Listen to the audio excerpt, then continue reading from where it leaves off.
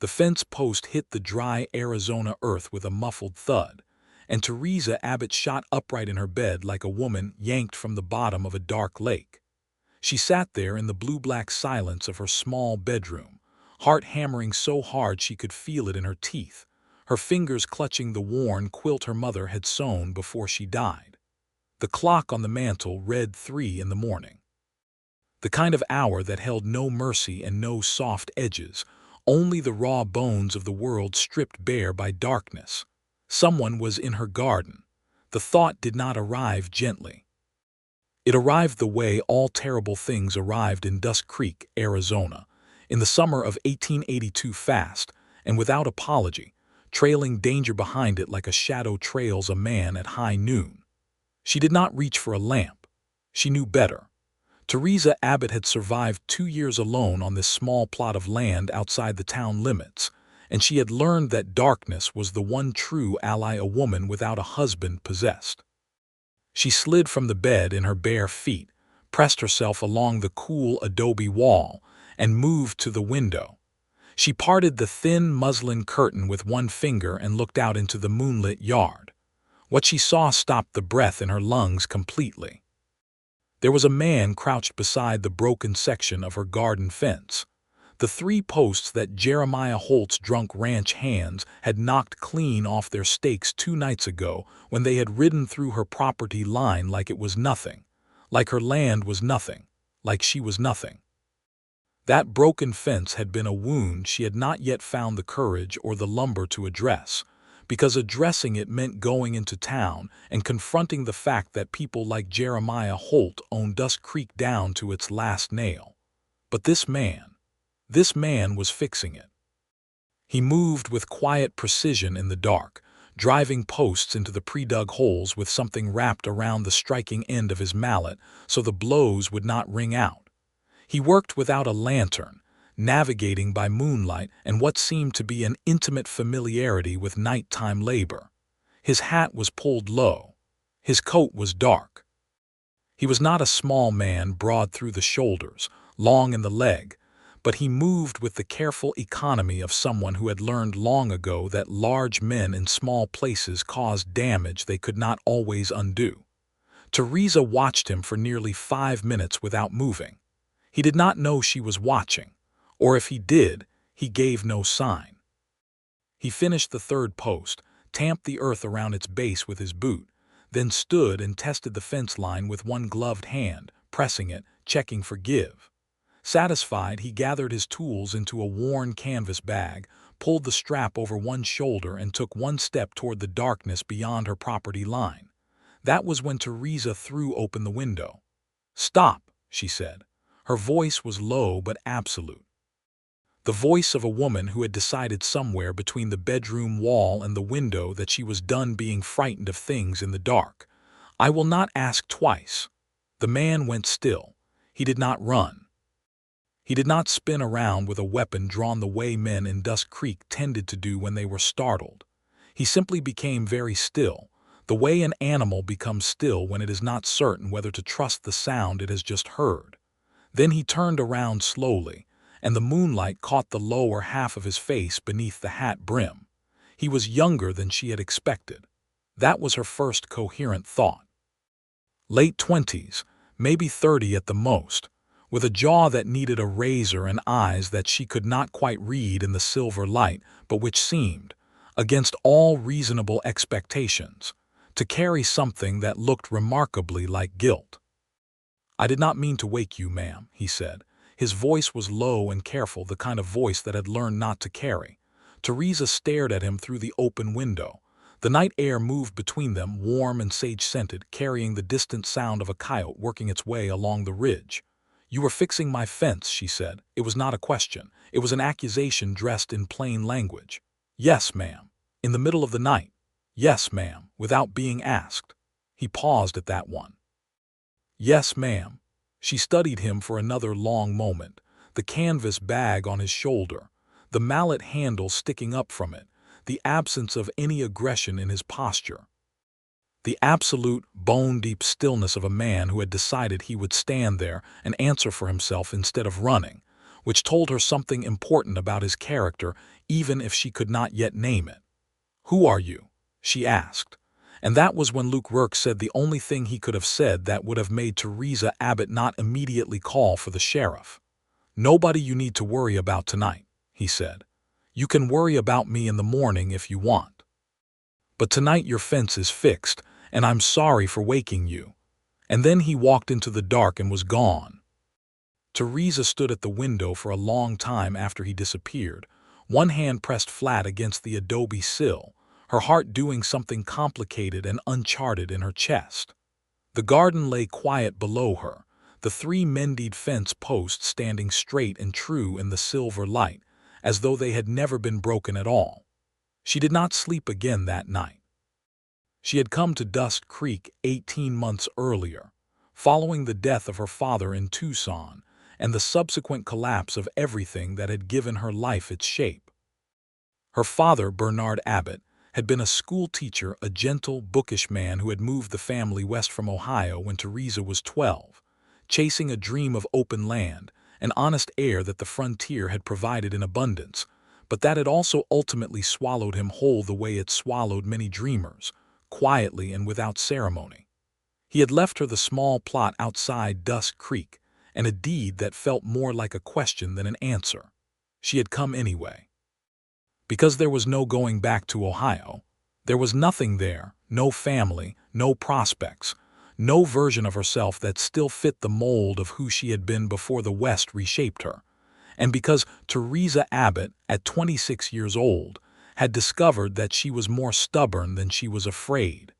She had planted a garden in the spring. Squash, beans, corn, tomatoes. A row of marigolds along the south border because her mother had always said marigolds kept the bad spirits away, and she saw no reason to argue with a dead woman's wisdom.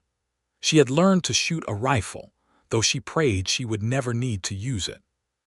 She had made one careful friend in town, a woman named Rosa Sandoval who ran the boarding house on Fletcher Street, and who was one of the few people in Dust Creek who treated Theresa like a complete human being rather than a curiosity or a problem. And she had learned in those 18 months the particular flavor of Jeremiah Holt's contempt. Holt owned the largest cattle operation in the territory, a sprawling empire of land and influence that had been built on methods that did not bear too much examination in honest light. He wanted her land. He had made that clear through intermediaries, at first polite men in clean suits, who came to her door with offers that were technically generous and structurally coercive, framing the transaction as something that would be good for her in a tone that made clear they believed she was not capable of deciding what was good for herself. When she had declined, the polite men stopped coming. Other things started happening instead. A section of fence knocked down. A water trough contaminated with something that killed 2 of the 3 chickens she kept. A note left on her door that read only, "This is not a place for women alone."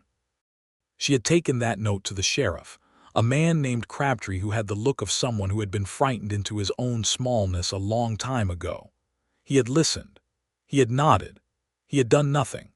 So the morning after the stranger fixed her fence in the dark, Theresa Abbott rose before sunrise, made coffee on the cast iron stove, and sat at her kitchen table to think about what kind of trouble had just walked into her life.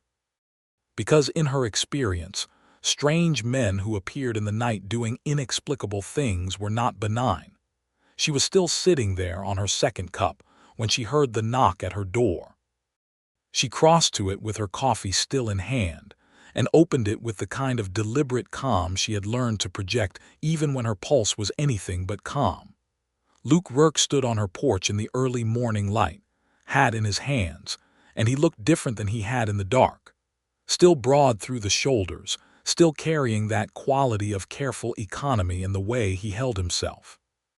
But in the daylight she could see that his eyes were a dark, particular shade of brown, not warm exactly, but deep, the kind of depth that suggests a country behind the surface that you might fall into if you were not careful. He had shaved. Sometime between disappearing into the darkness and appearing at her front door in the dawn, He had found a razor and made himself presentable, which told her he was either a man who cared about first impressions or a man who understood that his circumstances required him to make an effort. She studied him for a long moment. "You came back," she said. "I said you could worry about me in the morning," he said. "I figured that meant I owed you an explanation."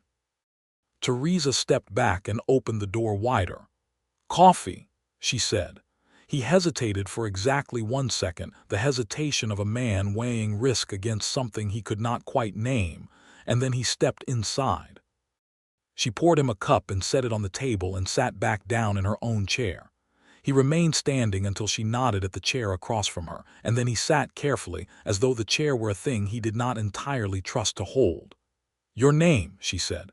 "Luke Rourke." She watched his face when he said it to see if there was something in the name he was bracing for: recognition, fear, anger. There was a small tightening around his eyes, almost nothing, but she caught it. "Are you wanted?" she asked. He looked at her with something that was not quite surprise and not quite respect, but lived in the territory between the two. "Most men would lie to that question," he said. "Most men don't fix strangers' fences in the middle of the night either," she said. "I find we are not operating in the territory of ordinary behavior here." A corner of his mouth moved, not quite a smile, the ghost of one maybe. "I was wanted," he said, "in New Mexico, for a robbery I did not commit. The men who committed it used my name because they knew it would be believed." "Why would it be believed?" He held the coffee cup in both hands and looked at it. "Because I had done things before that made it easy to believe," he said. He was not evasive about it. He was not performing false contrition either. He was simply being accurate, the way a man is accurate when he has spent a long time reckoning with himself and arrived somewhere past the point of useful self-deception. "I rode with a crew for 2 years when I was younger that I am not proud of. When I left that life, I thought I had put enough distance between myself and it that it could not reach me any more." "It reached you." "It reached me." He finally took a sip of the coffee and seemed surprised by its quality. "The charges were eventually settled. There was a witness who came forward after nearly a year. I was cleared, technically. But in places like this, technically cleared and actually innocent are different things. A man's reputation is what people choose to remember about him, and they tend to choose the version that fits the story they already want to tell." Theresa thought about that. She thought about Crabtree doing nothing about her fence, about her chickens, about the note on her door. She thought about the way Holt's men spoke to her in town, the particular tone of voice that communicated that she did not have enough weight in this world to push back against them. "Why my fence?" she asked. He set the cup down. There was a pause that felt deliberate, like he was choosing the exact right words rather than the convenient ones. "I have been passing through this territory for about 3 weeks," he said. "I was camped in the wash behind your property 2 nights ago when Holt's men came through. I saw what they did. And you waited 2 days before fixing it." "I watched first," he said, "to understand the situation." "You were watching my property for 2 days." He held her gaze. "Yes, I want to be honest about that. I know it sounds like something it is not." "What is it then?" "Caution," he said. "I have learned not to insert myself into situations I do not understand. That has cost me before." Theresa looked at him for a long time. The morning light was strengthening outside her window, painting the kitchen in shades of amber and gold that made everything look warmer and more trustworthy than it might have deserved. She was not naive. She had lived long enough on this land alone, without the buffer of a man's presence or a family's protection, to know that she could not afford naivety. But she also knew the way she knew things sometimes at a level below conscious thought, at the level of bone and blood and instinct, that this man was telling her the truth, or at least as much of the truth as he currently knew how to tell. "Are you staying in Dusk Creek?" she asked. "I was not planning to," he said. "But now." He looked at her. Something moved in those deep brown eyes that she could not quite name. "I am not sure yet," he said. "That is not much of an answer," she said. "No," he agreed. "It is not." She stood and went to the window and looked out at her garden, at the 3 fence posts standing straight in the morning light, at the mended line of wood and wire that was still imperfect, still patched but whole. "There is a man named Jeremiah Holt," she said, "who has decided that this land belongs to him in some moral or practical sense that the deed in my name fails to adequately capture. He has been making that view known through the actions of the men who work for him." "I know who Holt is," Luke said. "I heard his name in town." "Then you know that my fence will not be the last thing that gets broken," she said. She turned back to face him. "I am not asking you for help. I want to be clear about that. I am not a woman who goes looking for a man to solve her problems." "I can see that," he said. "But I am also not a woman who refuses information when it is useful," she said. "And you appear to have been watching my property for 2 days, which means you have information." Something in his posture shifted, not relaxing exactly, but settling, like a structure finding its true foundation. "Holt has 3 men who do the work he does not want traced back to him directly," he said. "Brothers, the Carver brothers. Dale is the oldest, then Pierce, then the youngest one they call Kit, though I do not know his given name. They work the edge of legal at all times, and they enjoy it. They are not men who will stop at broken fence posts." Theresa felt the information land in her like a stone dropped into water, sending ripples outward in every direction. She had suspected as much, but there was a difference between suspicion and knowledge. "What do you intend to do?" she asked, "since you are apparently still deciding whether to stay." He looked at his coffee cup, then at her. "What would you like me to do?" he said. It was a question that could have sounded weak but did not. It sounded like respect, like a man who understood that this was her land and her situation and her choice to make, and that his presence in it was conditional on her willingness to allow it. Theresa Abbott, who had been managing entirely alone for 18 months and had gotten very good at it and had been very tired of it in equal measure, took a breath. "There is a section of the south fence that still needs reinforcing," she said, "and I have been meaning to dig a second well, but I cannot manage it alone." Luke Rourke nodded once. "I can do those things," he said. "In daylight," she said firmly, "not in the dark." And there was that ghost of a smile again, the one that lived at the corner of his mouth and seemed to be considering whether it was safe to become a real smile yet. "Yes, ma'am," he said. "Theresa," she said. "My name is Theresa. Ma'am is for women who have given up on having a name." He met her eyes. "Theresa," he said, and there was something in the way he said it that treated the name like it was worth something. He began work that afternoon. He started with the south fence, working methodically through the heat of the afternoon with his coat off and his sleeves rolled to the elbow. And Theresa found herself finding reasons to be in the garden, tending the beans, checking the squash for beetles, watering the marigold row, that kept her within comfortable speaking distance of where he was working. They did not talk constantly. The silences between them were not uncomfortable. They were the kind of silences that happen between people who are still in the process of learning whether the other person is safe, and who are taking that process seriously. He told her in pieces over the course of that first afternoon about his life before Dusk Creek. He had grown up in Missouri, the third of 5 children, the son of a man who had tried farming and failed, and tried trapping and failed, and tried drinking, and found that he succeeded at it in spectacular fashion.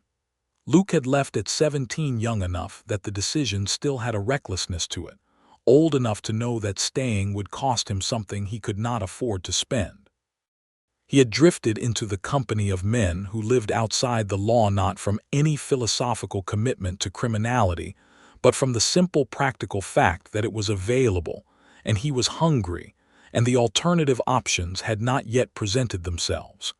He was not asking her for absolution when he said this. He was not dramatizing or minimizing. He was simply stating the geography of his early life the way you state facts about terrain. Here is where the water was. Here is where the ground rose up. Here is where a man could walk easily, and here is where he could not.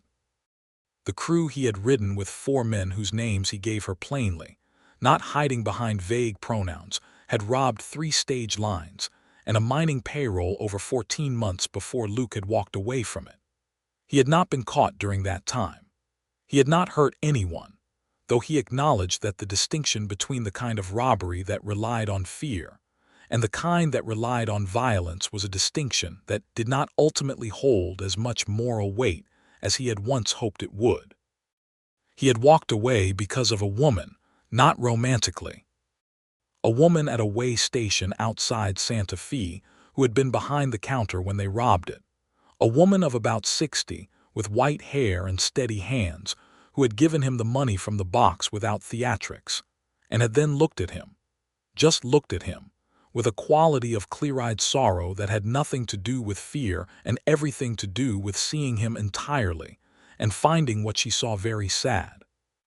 He had not been able to explain why that look had been the thing that finally moved him when other things had not. But he had ridden away from that way station and then kept riding past the camp where the others waited for him, past the territory boundary, past everything he had built in that life. Theresa listened to all of this while she turned the soil around her bean plants. She did not interrupt. She did not offer easy reassurances. When he finished, she was quiet for a moment. "The woman at the way station," she said. "Do you think she knew what she was doing to you when she looked at you like that?" Luke considered it with the seriousness the question deserved. "I think she saw a young man who was not yet entirely the thing he was becoming," he said. "And I think she was sad about it the way you are sad about a growing season that has gone wrong. Not angry, just sad about the waste." Theresa nodded. She looked at the bean plant in her hands. "My father used to say that the most dangerous thing you can do to a person is see them clearly," she said. "Because most of us have built our entire lives on the assumption that no one will ever look closely enough." He looked at her then with an attention that felt different from how people usually looked at her, more deliberate, like he was taking her seriously, not as a problem to solve or a woman to manage, but as a mind worth the effort of genuine engagement. "What made you come here?" he asked. "Alone, pride," she said without hesitation, "and love. My father left me this land. I came to honor what he wanted for it, and then I stayed because I realized I wanted it too. And Holt," her jaw set. "Holt is a temporary complication," she said. "He has been a temporary complication for 18 months, but I remain committed to the temporary part." Luke turned back to the fence post he was working on, but not before she saw something pass across his face that might have been admiration. Rosa Sandoval came by the following day, as she did most Tuesdays, with a jar of preserved jalapenos from her boarding house kitchen, and the complete and unvarnished gossip of Dust Creek delivered with the precision and speed of a telegraph operator who genuinely enjoyed her work. She stopped dead in the doorway when she saw Luke Rourke in the garden. "Theresa," she said, in a tone that compressed approximately 40 questions into 3 syllables. "Rosa," Theresa said with equal compression, conveying, "I will explain, stop panicking."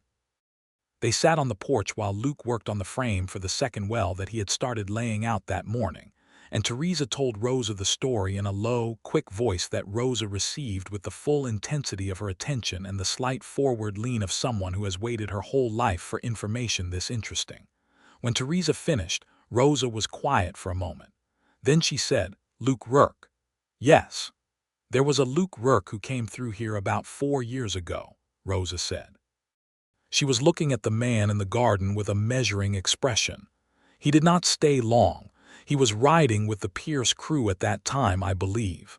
He left that life," Theresa said. "Men say that," Rosa said, but not unkindly.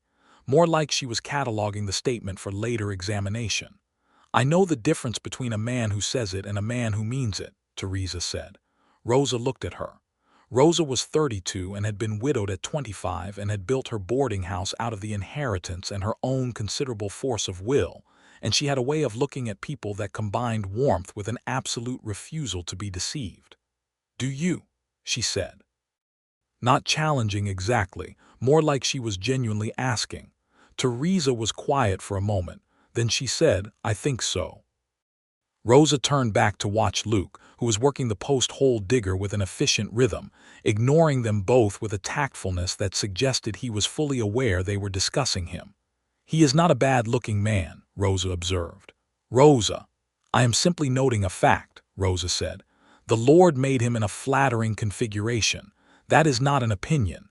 It is an observation of craftsmanship." Theresa pressed her lips together to prevent a smile from emerging. "Just be careful," Rosa said, and this time her voice was quieter and more serious. "Not because of who he was, because of who Holt is, and because you are already a woman this town watches too closely. If they see you have a man on your property, he is working," Theresa said. "I am paying him fairly." "With what?" Theresa paused. In truth, she had not formally discussed payment with Luke yet. She had food and she had the value of the work on both sides of the transaction, and he was sleeping in the small linta beside the stable that the previous occupant of the property had used for storage. None of this had been formally negotiated. It had simply taken shape between them with the organic practicality of two people solving a problem together, which was either a good sign or a dangerous one depending on how you looked at it. "We have an arrangement," she said. Rosa made a sound that was the verbal equivalent of a raised eyebrow. That evening, after Rosa left, Theresa brought supper to the linta beans and cornbread, and the last of a smoked pork belly she had been saving, because it seemed unreasonable to let a man who had worked in the heat all day eat nothing. She knocked on the linta door with her boot because her hands were full, and when Luke opened it he looked at the food and then at her with an expression she was beginning to learn, the one where he was moved by something but did not quite know what to do with the feeling. "You do not have to," he started. "I know I do not have to," she said. "I am aware that I am a person with agency and that none of my actions are obligatory. I made enough for two." She handed him his plate and sat down on the upturned crate outside the linta door, and he sat in the doorway and they ate in the cooling evening air while the day's last light turned the ridge to amber. "The man named Crabtree," Luke said after a while. "The sheriff." "Yes.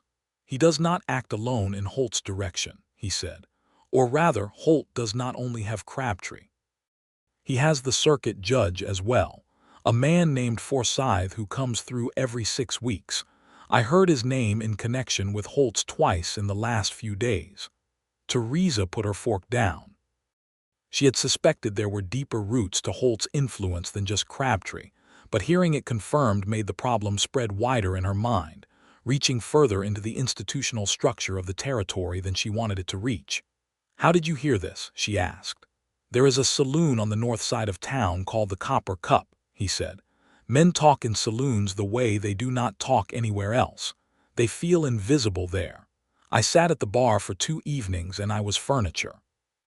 "You went to town," she had not known this. "When?" "Yesterday afternoon while you were at the well site measuring, and the evening before I fixed your fence." He looked at her evenly. "I was trying to understand what I was looking at before I made any moves." "Your caution again," she said. "My caution," he confirmed. She picked her fork back up. "A judge in Holt's pocket changes things," she said quietly. "It means that legal channels are not merely slow, they are compromised." "Yes. Which means any legitimate claim I try to press is going to run into a wall that looks like the law but is actually Jeremiah Holt dressed in the law's clothing." "Yes." She was quiet for a long moment, processing this. Around them the evening sounds had started, the persistent call of a mockingbird from the direction of the wash, the distant murmur of cattle from the direction of Holt's main range, the clean smell of the cooling earth. "Then I need something he does not control," she said. Luke was watching her think. She could feel his attention the way you feel the sun on your face, not oppressively but warmly and with a direction to it. "The land office in Tucson," he said. "Not the local one. Holt's influence does not run deep enough to reach the territorial land commissioner directly. Or so I believe." There was talk in the Copper Cup about Holt preferring to keep things local precisely because he has less grip further out. Theresa looked at him. "You were thinking about this for me," she said. "I was thinking about this," he said. "For whatever reason I was thinking about it. The quality of the silence between them shifted, not becoming dangerous exactly, becoming heightened, becoming the kind of silence that is aware of itself. "Thank you," she said quietly. "You do not need to thank me," he said. "I like having a problem to work on. It keeps me from thinking about the other things." "What other things?" He looked out at the darkening sky. "The things a man thinks about when he is traveling alone for long stretches," he said. "The accounting he does of his life. The questions he cannot stop asking himself once he starts." She understood this. She had spent a great deal of the last 18 months alone with exactly those questions. "Do you arrive at answers?" she asked. "Sometimes," he said. "Mostly I arrive at more questions, but the quality of the questions improves, which I think might be the actual progress." She looked at him in the fading light. He was not like any man she had met in Dust Creek. He was not like most men she had met anywhere, honestly.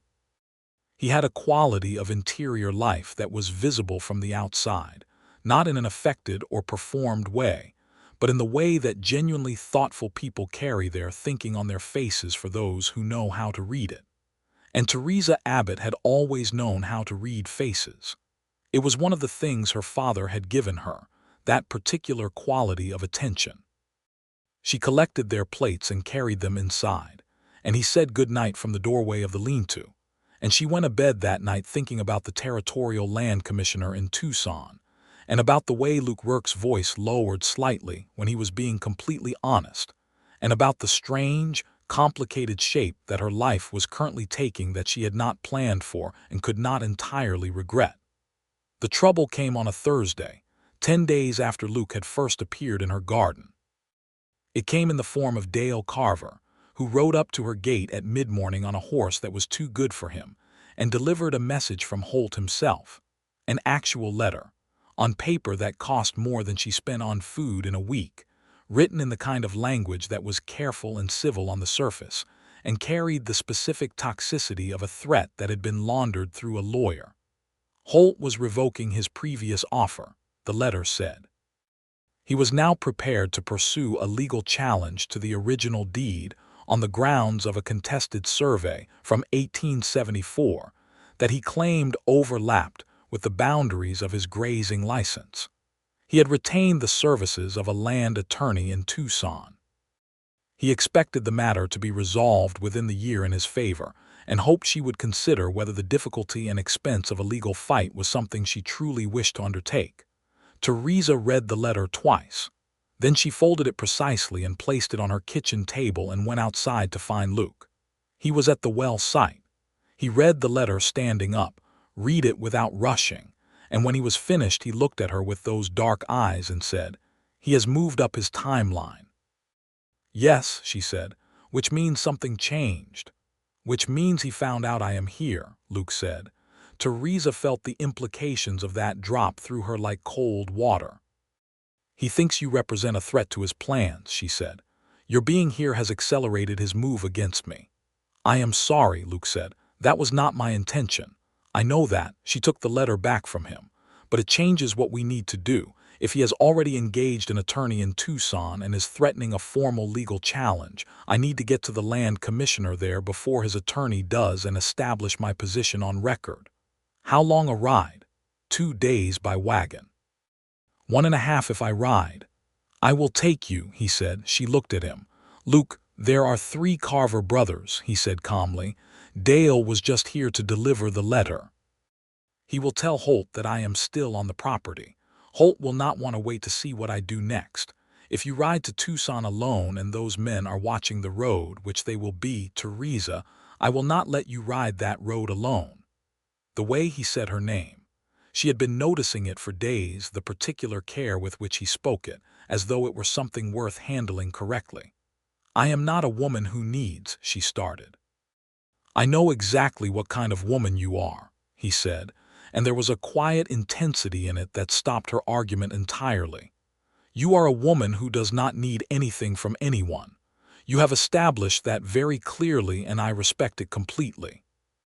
But I am asking you to let me ride with you to Tucson not because you cannot manage the road but because I would not forgive myself if something happened to you and I had stayed here out of deference to your independence." Theresa looked at him for a long moment. The sun was high and hot above them, burning the sage to silver, turning the distant mountains to a flat blue that looked almost painted. "All right," she said. "We leave tomorrow morning." They rode out before sunrise, traveling light Theresa on her mare Duchess, a bay with a steady temperament and a long stride. Luke on a dark roan gelding he called Nothing at All, which was itself a kind of name. They took the main road south out of Dusk Creek for the first hour, then Luke shifted them to the older trail that ran parallel through the scrub and mesquite, less visible from the ridgeline, slower but quieter. He had been watching the road behind them since they left, and on the second hour he said, "We have company," in a voice that was utterly steady. She did not look back. "How many?" "2 riders. They have been keeping distance. Probably watching for where we are headed rather than looking to intercept directly." "The Carver brothers." "I believe so. Dale and one of the others." Theresa kept her eyes forward and her pace even. Her heart was beating with a measured urgency that was not exactly fear. She had passed through most of her fear in the first weeks on the land and come out the other side into something harder and more functional. This was more like alertness, the kind that sharpens your hearing and clarifies the light. "What do you want to do?" she asked. "There is a canyon about 4 miles south," he said. "Dry creek bed, good cover in the walls. If we move through it at pace, we lose them for at least an hour, long enough to hit the main Tucson road before they can get ahead of us again." "You know this territory well," she said. "I passed through it 4 years ago," he said. "I remember the land." She glanced at him sideways.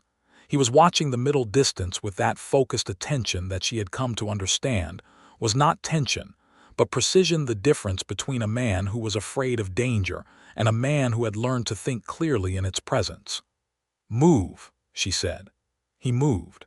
She moved with him, and Duchess responded to her heels with that easy, ground-eating lope that the mare had always carried like a gift.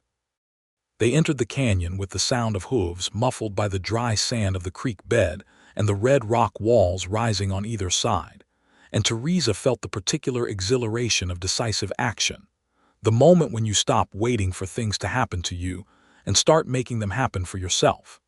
They came out the far end of the canyon 50 minutes later, gained the main Tucson road, and rode at a steady canter for the next 3 hours without any sign of the riders behind them.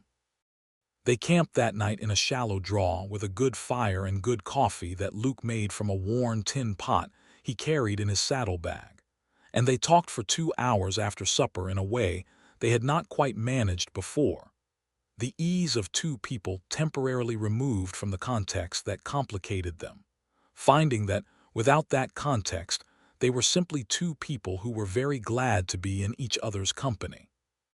He told her about Missouri in a way that made her see it, the thick summer humidity, the brown river, the particular quality of light through oak leaves that he had carried with him all the way to the desert and still saw sometimes in dreams. She told him about Ohio, about her father's study and the smell of his books, about learning to read Latin at 9 because he had no sons, and she was what was available, and he had not found this a problem. "He sounds like an unusual man," Luke said. "He was a completely impractical man who believed entirely in the impractical things," she said. "Books and beauty and the idea that the mind was a garden worth tending. He was terrible with money, and he could not fix anything mechanical to save his life, and he died owing 3 people small debts that I paid out of the funeral money." She paused. "I loved him more than I have ever loved anyone." Luke was quiet for a moment. The fire snapped between them. "I did not have a father like that," he said. "I used to be angry about it. For a long time it felt like a wound that would not close. But somewhere in the years of traveling, I think I made peace with the fact that some people do not have the thing they needed in childhood and they simply have to build it for themselves in later life. Whatever the version of it is that still makes sense." "What version did you build?" she asked. He looked at the fire. "I am not sure I have finished building it yet," he said, "but I think I am further along than I was." She looked at him in the firelight and felt something she had been resisting for the last 10 days finally stop, resisting from the inside. It was not a decision exactly. It was more like an acknowledgement, a recognition that the thing she felt when she looked at Luke Rourke was real and was worth being honest about, at least with herself, even if she was not ready to be honest about it with him yet. They reached Tucson the following afternoon, dusty and stiff from the road, and went directly to the office of the Territorial Land Commissioner on Congress Street. The commissioner was a lean, efficient man named Aldous Webb, who had the look of someone who had processed more contested land claims than he could count, and had developed a system for it that ran like a precision mechanism. Theresa presented her deed, her father's original survey documentation, and the letter from Holt's attorney. Webb examined everything with meticulous care. Luke sat in the corner chair and said nothing, and took up no space in a way that Theresa noticed and appreciated. He was there as support, not as representative. Webb looked up from the documents. The 1874 survey Holt's attorney references does appear in our records, he said. However, the boundary it establishes runs along the wash, which places it approximately 40 yards south of your deed's southern property line. There is no legitimate overlap. Theresa felt something in her chest unclench that had been clenched for days. Then his claim is false, she said. His claim is arguable in a local court where the judge may not have access to our full survey records, Webb said carefully, which is what I suspect he is banking on. If you will allow me, I can prepare a certified territorial document countersigned by my office that establishes the boundary definitively and supersedes any local interpretation. This would make any local court challenge considerably more difficult to sustain. Please do that, Theresa said. I can have it prepared by tomorrow morning, Webb said. He looked at Luke briefly, then back at her. You have come a long way, Miss Abbott. I hope the document serves you well. It will, she said. Outside on the street, Luke fell into step beside her and said nothing for half a block, giving her the space to feel the relief privately before he spoke. That is a significant shift in your position, he said finally. It is, she said. She stopped on the boardwalk and turned to look at him. You helped me think to come here. The timing was right because of what you found out in that saloon. You would have found your way here eventually, he said. Perhaps, she said, but eventually might have been too late. She paused. Luke, why are you doing this? He met her eyes. You know why, he said. I want to hear you say it, she said. Something shifted in his face, not vulnerability exactly, but the specific courage it takes to say an honest thing to someone whose response matters to you. Because somewhere in the last 10 days, he said, something that began as doing the right thing became something I cannot call anything other than what it is. What is it? She asked softly. He looked at her for a long moment in the afternoon sun of Tucson, with the street noise around them, and the heat rising from the boardwalk, and the smell of dust and horses and food from a nearby restaurant. I think you are the most remarkable person I have encountered in a very long time, he said. And I am aware that my history is not the kind that makes me an obvious candidate for anything you would sensibly want in your life. But I am not able to pretend I do not feel what I feel. Theresa Abbott looked at Luke Rourke and felt the full weight and complication and terrifying possibility of what was happening between them, and decided that she had come too far in every sense of the word to be a coward now. I feel it too, she said. I want you to know that, whatever we decide to do about it. He nodded slowly, and the ghost of a smile that lived at the corner of his mouth finally, completely, became a real one. They stayed in Tucson that night at separate boarding houses. Propriety mattered, and Theresa cared about her reputation not from personal vanity, but from the practical understanding that in Dust Creek, a woman's reputation was one of her actual assets, and collected Webb's certified document the following morning. Theresa folded it carefully into the inner pocket of her traveling coat, the pocket she had sewn there specifically for important papers, close to her heart. They rode back toward Dust Creek on the same trail they had come by, and they talked differently on the return journey than they had on the way down. There was something settled between them now, something named even though nothing formal had been said. The naming of it had changed the air, but trouble did not wait for them to finish settling things. They were an hour from Dust Creek, with the familiar ridge rising ahead of them and the smell of the particular dry sage that grew around Theresa's property beginning to touch the air, when Pierce Carver stepped his horse out from behind a stand of mesquite at the side of the road.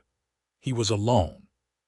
He was carrying a rifle across his saddle, and smiling with the kind of confidence that comes from believing you hold all the relevant cards. He was perhaps 35, barrel-chested, with a handlebar mustache that belonged to a different era and mean eyes above it. "Miss Abbott," he said, pleasantly enough, "my employer would very much like the return of a certain letter he sent you. It seems it may have traveled somewhere inconvenient." Theresa kept Duchess steady and her voice level. "Your employer's letter is my property," she said, "as is the land he has incorrectly decided to claim." Pierce's smile did not change. "Is that the gentleman who has been staying on your property?" he said, glancing at Luke with studied disinterest. "I have heard of you, Rourke. The Pierce gang, if I recall, wanted in New Mexico." "Cleared," Luke said. His voice was completely flat, not angry, not frightened, just a wall. "Papers travel slow," Pierce said. "Things are understood by reputation in places like this." "Pierce," Luke said calmly, "you are going to let us pass." Pierce's smile finally changed just a fraction, just enough to show that the pleasantness had been a costume. "I do not believe I am," he said. What happened next was very fast and very quiet, and involved no shots fired, which was the part that Theresa remembered most clearly afterward. Luke moved his horse to the right in a single swift motion that brought him alongside Pierce before Pierce had completed the calculation of raising the rifle. Luke's left hand came out and took the rifle by the barrel and pulled it cleanly from Pierce's grip with the unhurried efficiency of someone removing a tool from an inattentive hand. He held it by the barrel, pointed down, and looked at Pierce. "You are going to turn your horse around," Luke said in the same flat voice, "and you are going to ride back to wherever Holt is waiting and tell him that Miss Abbott has been to Tucson, and the Territorial Land Commissioner has certified her deed boundaries, and that whatever challenge Holt intends to bring in local court is going to run directly into that certification. And you are going to tell him that the time for breaking things on her property is over." Pierce stared at him. The calculation in his eyes was visible, assessing, measuring, trying to find the angle he held. "You do not own anything here, Rourke," he said. "You are a drifter." "Yes," Luke said, "I am, but she is not, and the paper she is carrying in her pocket is worth considerably more than anything you are pointing at her today." There was a long silence. The horses shifted. A hawk turned in circles far above. Pierce took his horse and went. Theresa let out a slow breath. She looked at Luke. He handed the rifle to her, just set it across her saddle without commentary, and they rode the last hour home. Back at the property, Theresa fed and watered the horses, and Luke walked the fence line to check that nothing had been interfered with in their absence. And when he came back to the porch where she was sitting, she said, "Are you all right?" He seemed slightly surprised by the question. "Yes," he said. "Are you?" "Yes," she said. "I am very all right." She paused. "You were magnificent." Now both corners of his mouth moved. The full, actual, genuine smile arrived on Luke Rourke's face for perhaps the first time she had seen it, and it transformed him entirely, burning away the careful, guarded quality and revealing something underneath that was warm and young and real, and Theresa felt it like a hand placed gently over her heart. "I handed him his own rifle," Luke said. "That is not magnificent, that is just sensible." "In this territory," she said, "sensible is magnificent." He laughed.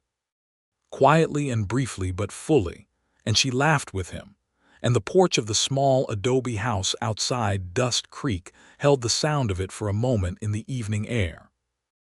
Rosa came the following morning with a jar of preserved tomatoes and the news that Jeremiah Holt had been seen in an agitated conversation with Judge Forsyth outside the courthouse, and that the agitation had apparently been significant enough that 3 different people had mentioned it to Rosa before breakfast. "He knows," Rosa said, sitting at Theresa's kitchen table with her coffee. "Word travels fast here. Someone in Webb's office probably sent word. Let him know, Theresa said. She set the certified document on the table for Rosa to see. Rosa read it with the focused attention she brought to all important documents and then looked up with a satisfaction that was as deep as it was quiet. This is very good, Theresa, she said. Yes, Rosa looked at her, then at the window through which Luke was visible working on the well frame which was coming along with impressive speed, then back at Theresa. And that, she said. That is Luke, Theresa said. I know who that is, Rosa said. I mean the two of you, as a question. Theresa wrapped her hands around her coffee cup. Something is happening, she said. I have not yet decided what to do about it. What does he want to do about it? He is trying to be careful, Theresa said. For my sake, because he does not want to, she paused, finding the right language. He is aware of the weight of his history. He does not want it to become a burden I carry. Rosa made a soft, slightly exasperated sound. That kind of careful, she said, is only worth something if it does not become its own way of hiding. Theresa looked at her. That is very wise, she said. I am always very wise, Rosa said. People just tend to notice it less than they notice my jalapenos. Holt's response to the certified document arrived not through lawyers, but through the man himself, which told Theresa something important about his character. That when his methods failed, he reverted to the direct approach, which was always more honest and always more dangerous. He came on a Sunday afternoon riding alone, which was either a strategy or a gesture of contempt for anyone who might be present. He was a large man in his 50s with the look of someone who had been handsome in youth and had let it sour into authority, the jaw still strong but the face thickened by ease and certainty, the eyes the color of winter sky, cold and clear and utterly uninterested in other people's interiority. Theresa was in the garden when his horse stopped at the gate. Luke was at the well site, visible in the distance, and she saw him register Holt's arrival and begin walking toward the house at a measured pace close enough to be present, far enough to let her handle her own territory first. Miss Abbott, Holt said from horseback. He looked around the property with the proprietary expression of a man who had already decided in his mind that it was his. I understand you made a trip to Tucson. I did, she said. She did not put down her trowel. Aldous Webb is a thorough man, Holt said. I respect that in a bureaucrat. Unfortunately for you, thoroughness at the land commission level does not prevent a legal challenge from proceeding through the courts. It complicates it, but it does not prevent it. The challenge has no merit, she said. You know that. Merit is a flexible commodity in the territory, he said pleasantly. What matters is resources and persistence. I have both in abundance. Do you? Theresa looked up at him. In the sunlight, with the garden behind her and the house she had repaired and the fence posts that stood straight in their mended lines, she felt something settle into her bones that was neither fear nor anger but something harder and quieter than either conviction. Mr. Holt, she said, I am going to say this once clearly and then I am going to go back to my garden, and I would prefer not to need to say it again. This land is mine. It was my father's, and it is mine, and it will remain mine. Your survey disagreement has been addressed by the territorial authority that supersedes your local influence. Whatever you attempt in local court will be met with the documentation that makes your position untenable, and if you persist in sending men to damage my property, I will be filing a written complaint with the territorial marshal's office in Phoenix, where your influence does not currently extend. She held his gaze. I am not going anywhere, Mr. Holt. I have no intention of making this convenient for you. Holt studied her for a long moment. Behind him, Luke had stopped walking and was standing at a distance, arms at his sides, saying nothing, which was the most precise and intentional kind of presence. Holt's eyes moved from Theresa to Luke, and in the motion something shifted in his expression, a recalculation, not a surrender but a reorganization. You have made friends, he said. I have, she said simply. He looked at her for another moment. Then he turned his horse and rode out the gate without another word. Theresa stood in her garden for a long moment after he was gone, her hand tight around the trowel, and let herself breathe. Luke reached her side. He did not say anything at first. He stood beside her in the afternoon sun and let the silence do what silence does when it is shared between people who understand each other. "He will try again," she said. "Probably," he said. "But it will be through channels now, not through broken fence posts and contaminated troughs, and channels can be met." "Yes," she said. She turned to look at him and found he was already looking at her with an expression she had come to treasure, the one that was simply present, simply seeing her without agenda or management. "I do not want you to leave," she said. "I have been meaning to say that, and I want to say it plainly." He was quiet for a beat. "I am not planning to leave," he said. "I mean more than, I mean that I want you to stay," she said. "I want whatever this is between us to have the space to become what it seems to want to become." "I am aware that is a significant thing to say." "It is," he said, "and I want to match it." He turned to face her fully. "I would like to stay, not as your hired hand, not as your protector, as someone who intends to earn the right to be beside you, if that is something you are willing to consider." "I am more than willing to consider it," she said. "I have essentially been considering nothing else for 2 weeks." He reached out and took her hand. Not her wrist, not a grip, her hand gently, fingers interlacing with hers in the quiet afternoon, and she looked down at their joined hands and then up at him and felt something complete and clean and deeply right in the center of herself. "Then I am staying," he said.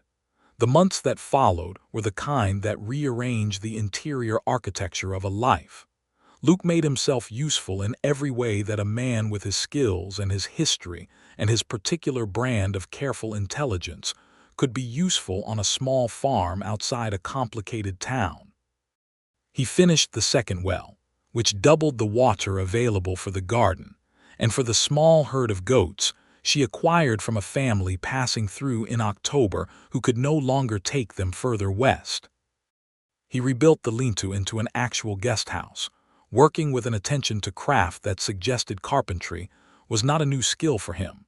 The joints clean, the walls plumb, the small window positioned to catch the morning light. He went into Dusk Creek carefully and selectively, aware of his reputation there, and working to rewrite it in the quiet way that reputations are actually rewritten, through consistency and time, and the accumulation of small observations that eventually overwrite the old story. He helped 2 people with things they needed help with, for no payment, in ways that were noticed. He sat in the Copper Cup and drank 1 beer and was courteous to everyone who spoke to him and threatening to no one. And over weeks the story that the town told about him began, slowly, to revise itself. Rosa Sandoval was an important factor in this. Rosa, who had the specific social authority of a woman who ran the only boarding house in town, and therefore knew everyone's business, and was known to be discreet with what she knew, began speaking of Luke in the casual, matter-of-fact tone she used for people she had categorized as trustworthy, which in Rosa's social vocabulary was the highest possible endorsement. Holt did file a legal challenge in December. His attorney came through on the circuit with Judge Forsyth, and Theresa appeared in the small courtroom in Dusk Creek with her certified document from the Land Commissioner's office, and a letter from Aldous Webb himself that she had requested and received in November precisely for this eventuality. Forsyth, faced with territorial authority that was documented and certified, and too clearly established to be overruled without creating a paper trail that would survive him, ruled against Holt's challenge. It was not a dramatic victory.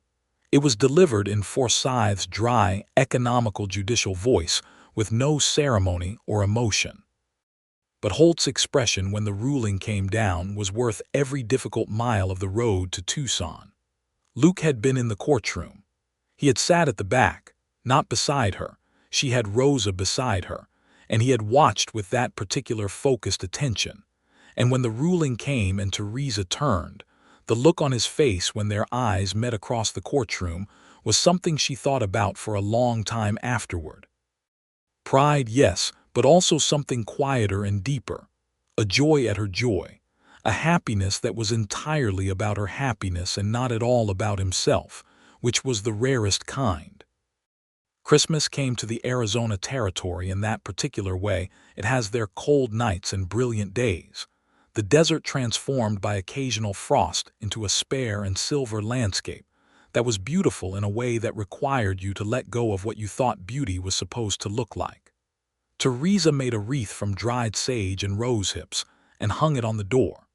She baked 2 pies from the last of her dried apple store and brought one to Rosa and kept one for the evening. Luke had been in town that morning and came back with a small, wrapped package that he placed on the kitchen table with the careful deliberateness of someone who was not accustomed to gift-giving and had decided to be serious about it anyway. She opened it at the table that evening after supper. Inside was a book, a worn, well-traveled copy of George Eliot's Middlemarch, published in 1874, the binding soft from many hands. She looked at it and then at him. "I found it in a bookshop on Alameda Street," he said. "The man there told me it was a novel about a woman of uncommon intelligence who lived in a world that was not quite large enough for her." He paused. I thought it seemed appropriate. Theresa held the book in both hands and felt the weight of it and the thought behind it and the careful attention to who she was that the thought represented. She looked up at him with eyes that were doing something she could not entirely control. "That is the most thoughtful gift anyone has given me since my father died," she said. He looked at the table, then at her. "Theresa," he said. "Luke, I would like to ask you something," he said. "And I want you to know that whatever your answer is, it will not change how I am here or what I am trying to do. I am not asking out of pressure or urgency. I am asking because I think I have been wanting to ask it for 3 months, and I have been looking for the right moment, and I think Christmas Eve in your kitchen might be the right moment." She set the book down on the table and folded her hands over it and waited. He looked at her with absolute directness. "I would like to marry you," he said. "If that is something you want. I am aware that I am not an obvious candidate for the kind of man a woman with your sense and your character would typically choose. I have a past that is imperfect in ways that are documented. I do not have land of my own or a great deal of money. What I have is whatever I am now, which I believe is better than what I was, and my absolute intention to keep becoming better than that." He stopped. "And I have this," he said quietly, "which is that I love you, entirely and without reservation and in the full knowledge of who you are, which is someone who will not make loving her easy because you are too honest and too strong and too particular about things. And I find that those are exactly the qualities I most want to love." Theresa looked at him for a long moment in the candlelight of her kitchen, with the Christmas wreath on the door and the book on the table between them and the sound of the cold wind moving across the desert outside. "I love you too," she said, "and yes, I will marry you." He reached across the table and took her hand again, the same way he had taken it in the garden 3 months ago, gently and completely, and she felt in that handclasp everything that the last months had been building toward trust, specifically, the deepest and most difficult kind, the kind that is built not on grand gestures, but on the accumulation of countless small ones, on showing up, on staying, on being exactly who you said you were in the light and in the dark both. They were married in February, in Rosa Sandoval's boarding house parlor because the church in Dusk Creek was a complicated proposition. The minister there had known Holt for 20 years, and Theresa had no interest in a ceremony over which a shadow hung, and Rosa's parlor was warm and bright with winter sun, and had been hung for the occasion with dried flowers from Theresa's garden, and a tablecloth that Rosa had saved for 13 years for something worth using it for. The ceremony was performed by a justice of the peace who had ridden over from the neighboring township of Crestwater, a kind-faced man named Henderson who said the words with genuine warmth, and who shook Luke's hand afterward with a grip that was both congratulatory and slightly appraising, the way good men assess other men who are taking on important things. Theresa wore the dress she had packed from Ohio, dark blue wool, simply cut, the only truly fine garment she owned, which had been made by a seamstress in Columbus for occasions of significance, and this was the most significant occasion she had encountered since putting it on for her father's funeral, and she was glad to give it a happier use. Luke wore his best shirt, which was a clean white cotton he had purchased in Tucson specifically for the occasion, and his good boots, and he had shaved with the care he reserved for things that mattered. When Theresa came into the parlor and saw him standing there in the winter light, the particular expression on his face when he looked at her made the breath leave her body completely and then come back warmer than it had left. Rosa cried. She did not announce that she was going to cry, and she was clearly slightly annoyed with herself for doing it, but she cried cleanly and without drama, and then produced a handkerchief from her bodice and resolved the situation with characteristic efficiency. Two of the other regular boarders at Rosa's, a sheep farmer named Yates and his quiet wife Margaret, attended as additional witnesses, and ate most of the cake Rosa had baked from the store of vanilla and sugar she kept for special occasions, which was an honor in itself. In the months after the wedding, the shape of life on the property outside Dusk Creek shifted and settled and deepened in ways that were daily and specific and full. Luke continued improving the structures. The barn got a new roof in spring. The chicken coop was expanded because 3 more chickens arrived through another passing family in March. And the garden grew larger and more organized under the combined management of 2 people who had each learned to work hard, and who now found that working hard together had a quality that working hard alone had never quite managed. Holt made 2 more minor attempts to create difficulty. One through a water rights argument that was defeated by the second well, and one through a complaint to the county assessor about the property's tax classification that turned out to have no legal basis and was quietly dropped. After the second failure, the Carver brothers stopped appearing in the territory around Theresa's land, which Rosa reported was because Holt had turned his attention to a larger acquisition further east and found that Theresa Abbott Rourke was simply not worth the expenditure of additional effort. This was not the most dramatic resolution to Holt's threat. It was not the kind that came with a confrontation and a reckoning and a public vindication. It was the kind that happened because Theresa had held her ground long enough and effectively enough that continuing to push it cost more than it was worth. And that was a real victory, even if it looked like nothing from the outside. Sheriff Crabtree retired in the autumn and was replaced by a man from Tombstone named Harlan Price, who had no connections to Holt, and who came to introduce himself to every property owner in the township, including Theresa and Luke, and who shook their hands and meant it. In the first summer of their marriage, Theresa found that the particular happiness she felt was not the simple, uncomplicated happiness she had imagined marriage might provide when she was younger and more theoretical about it. It was more interesting than that. It was the happiness of genuine partnership, the daily business of 2 people who had each been through enough difficulty to know the value of what they had built, and who therefore brought to it not the carelessness of people who do not know what it costs, but the deliberate, attentive care of people who do. They argued sometimes about practical things mostly. The pace of expanding the garden versus the capacity of the water supply, the advisability of acquiring a 3rd goat, the question of whether the roof of the main house needed attention this year or could wait until next. They argued the way 2 people argue when they are both intelligent and both certain and both invested in getting things right, which is to say with energy and without cruelty. And then they resolved the arguments and moved forward, and the resolved arguments became part of the foundation rather than erosions of it. Rosa came for supper every Sunday and had established a claim on the corner chair in the kitchen that was so complete it might as well have had her name on it.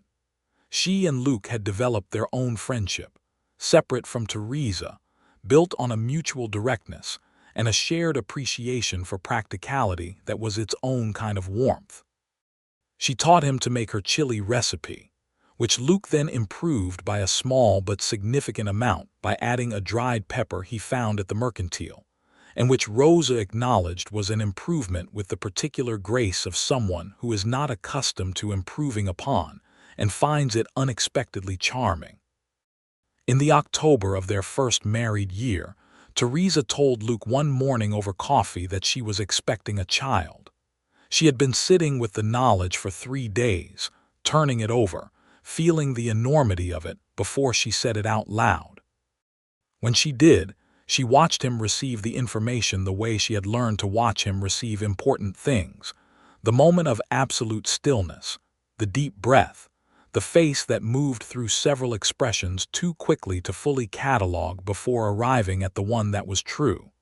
He was around the table and beside her before she had finished reading his face. He did not say something that reduced the moment to a commonplace. He held her hands in both of his and looked at her and said, "That is the most significant thing that has ever happened to me." She looked at him. "You have robbed 3 stage lines," she said. "Yes," he said, and the smile arrived again, the full one, "and this is still considerably more significant than that." The child was born in June of 1884, in the bedroom of the house outside Dust Creek, attended by the doctor from town, a young man named Ellis who had arrived 6 months earlier, and who had the nervous precision of someone very recently graduated and very determined to do things correctly, and by Rosa, who managed the practical dimensions of the birth with the authority of a woman who has been present at 3 others, and who directed Ellis with enough confidence that he mostly allowed himself to be directed. The child was a boy. A large, loud, magnificently furious boy who announced his arrival at 4 in the morning, with a force that seemed designed to ensure that no one in the house would miss it. They named him Bernard for her father. Bernard James Rourke, James being Luke's older brother's name, the one among his siblings he had been closest to and had not seen in over a decade, which was a wound that Theresa had been quietly working on addressing. She wrote to James Rourke in Missouri that fall, having obtained his address through a letter to the county record's office in the town Luke had named from his childhood, because Theresa Abbott Rourke was a woman who believed that the wounds that could be healed should be healed, and that inaction in the face of healable wounds was its own kind of failure. The letter she received in reply 3 weeks later was long and carefully written, and contained an emotion that James Rourke clearly did not know what to do with and had done his best with anyway, and she read it to Luke that evening on the porch while Bernard slept in the cradle inside. Luke sat very still through the reading of it. When she finished, he was quiet for a long time. "He wants to come west," Theresa said. "I know," Luke said. "I heard." "Do you want him to?" Another long pause. She did not rush it. She had learned the value of not rushing Luke's silences. "Yes," he said finally. "I think I do. I think I have wanted that for a long time without knowing how to want it." "Then write to him," she said. He did. And James Rourke arrived in Dust Creek on the stage from Santa Fe in the spring of the following year. A shorter, lighter version of Luke with the same deep eyes, and a gap between his front teeth that gave his smile a completely different character. And the reunion on the main street of Dust Creek between the 2 brothers who had not seen each other in 11 years was the kind of thing that Rosa Sandoval reported witnessing from the window of her boarding house, and which she described, subsequently, to approximately everyone she knew in detail. James stayed for 2 months, sleeping in the guest house that Luke had built, and then went back to Missouri with a promise to return and eventually, over the following 2 years, kept the promise. The garden expanded every year.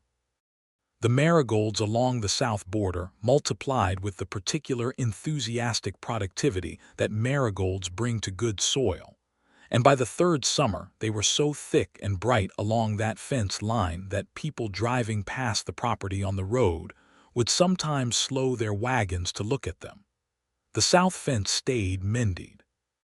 Every fence stayed mended, because Luke mended things when they needed mending in daylight now, not in the dark, with Theresa beside him or watching from the porch, and the tools in their proper places in the barn that she now thought of as their barn. The second child, a daughter, bright and willful from the first week, who they named Maria for Rosa, who was moved by this to a degree she spent some time pretending she was not arrived in the winter of 1886, 2 years after Bernard.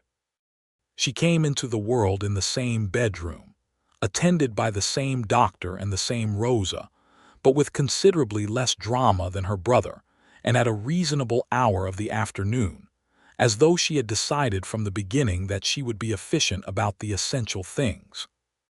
Bernard, at 2 years old, received his sister with the particular sovereignty of a firstborn who has not yet decided how he feels about sharing the available attention, and who works out his ambivalence by standing next to her cradle and staring at her with intense philosophical seriousness, which Luke told Theresa he found deeply relatable.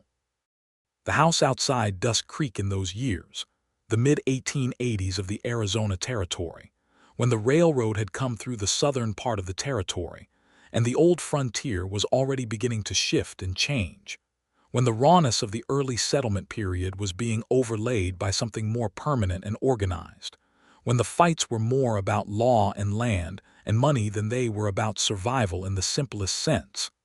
That house was what houses are at their best. A place where the door had been repaired and the fence kept mended, and the garden grew with the mixed results and mixed blessings that gardens always provide, and where the people inside it knew, with the specific knowledge that is born out of difficulty and choice, and the daily decision to show up, that what they had built was real. On an evening in late autumn of 1887, when the children were asleep and the fire was low and the desert night had settled its particular silence over everything, Theresa and Luke sat on the porch in the cold air, wrapped in separate blankets and close enough together that the blankets overlapped, and she thought about the night 5 years earlier when she had looked out a window at a man fixing her fence in the dark and said stop. She thought about how afraid she had been that night, and how she had not let the fear move her to retreat, and how that decision to speak, to demand an accounting, to refuse to be someone who closed the window and went back to bed, had been the hinge on which everything that followed turned. She thought about the broken fence and the mended fence and the certified document in its safe place inside the house and the 2 sleeping children, and the man beside her whose life had crossed hers in the dark of the Arizona desert and stayed. "What are you thinking?" Luke asked. He asked this the way he asked things, with genuine interest, without the performance of interest that some people produce. "About the night you fixed my fence," she said. He turned to look at her. In the darkness his face was the particular combination of familiar and always interesting that she had come to love about it, familiar enough to be a comfort, interesting enough to always be worth looking at. "What about it?" he said.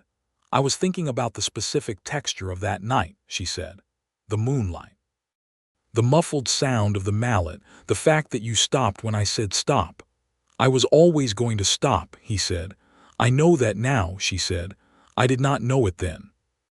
But I said stop anyway." He was quiet for a moment. "That is the thing about you," he said. "You always say stop anyway, even when you do not know." She looked at him. The fire's glow came faintly through the window and touched the side of his face. She thought about all the things he had said and not said in 5 years, all the ways he had been precisely himself, careful and honest and quietly brave, and stubbornly committed to the project of becoming better than he had been. And she felt the love she had for him as a physical thing, warm and substantial, as real as the earth under the house. "Come inside," she said. "It is too cold for philosophy."